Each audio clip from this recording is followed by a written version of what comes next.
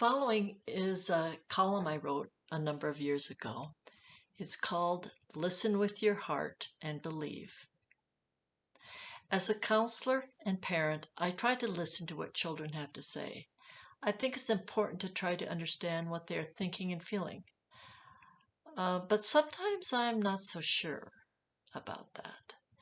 We were driving down the road one day when my 3-year-old daughter asked, "Does that truck have oink on it?" "Does it have what on it?" I asked.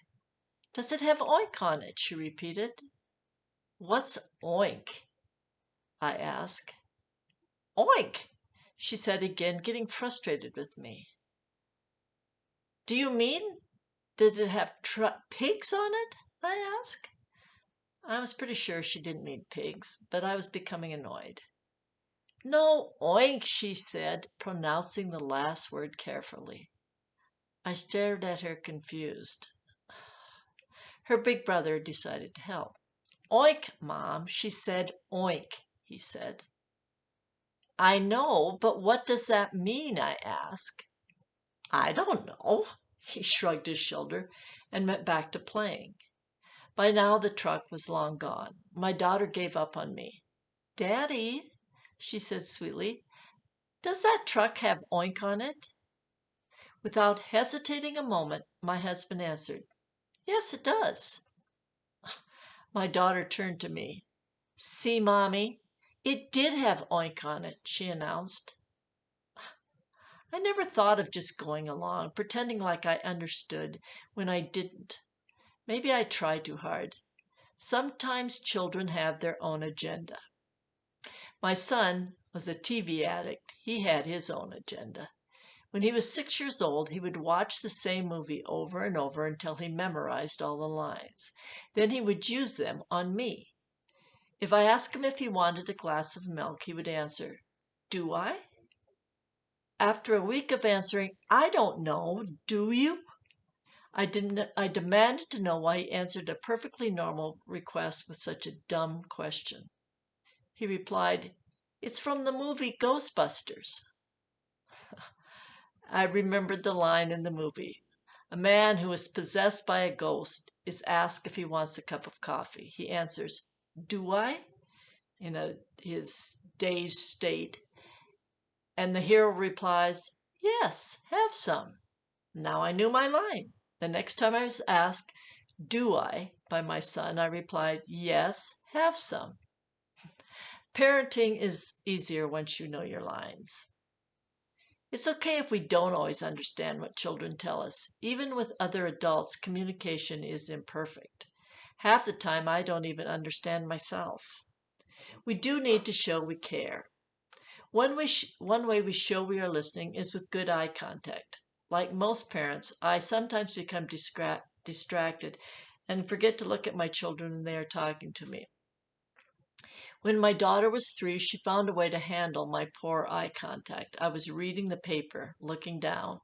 Though I was nodding my head and pretending to listen, she knew I wasn't. Suddenly, I felt a chubby little hand on either side of my face. She turned my head right until my eyes were looking right into hers. "Listen at me, Mommy," she demanded. Listen at me. That was a good one. Children deserve to be listened to with the same interest and consideration we show adults. We need to listen with our ears, our eyes, our mind, and our heart. Listening with our hearts means believing that what they say is interesting and worthwhile. But of course, we can't always listen. Often we are busiest when our children most want to talk. Right before supper is a common time when children's need to talk is in conflict with our need to be left alone, making supper or recovering from work. We are trying to fix supper and everyone is tired and hungry. It's not the time to discuss problems. However, it is when problems seem large and unmanageable, especially for children, when they're tired and hungry. And so are we, unfortunately, at that same time. When I tell my children I'm too tired and hungry to be a good listener, they usually accept it. If I'd add, "After supper, I'd love to listen," usually they were more agreeable. When I keep my word and listen later, they usually understood. Sometimes the problem is too large or the news too exciting. It comes pouring out anyway. They don't care if you're really listening and really paying attention. They just have to get it off their chest. Balancing our need to be by ourselves with our children's need to have us listen to them can be difficult. We don't always connect, but when we do, it is nothing short of heaven.